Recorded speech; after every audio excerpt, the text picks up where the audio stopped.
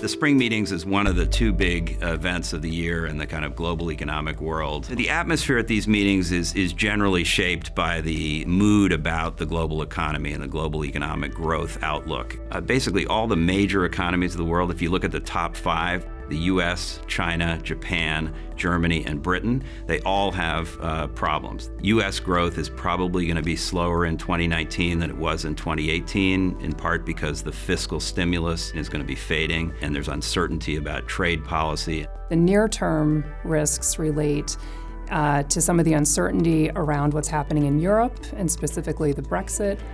But I remain committed to the United Kingdom leaving the European Union. When the spring meetings take place, we will know with a little bit greater certainty whether the UK is on the path to what's been called a crash out, so no agreement with the EU, but Britain leaves the European Union, or if there's going to be something that is more negotiated or at least allows for a negotiation to take place. As for Japan, here's a country that is going to probably lose about a third of its population in the first half of this century. So it's got this demographic crisis as its population ages and shrinks. If Japan grows 1% a year, that's pretty strong growth. And then you look at Germany, the biggest economy in Europe.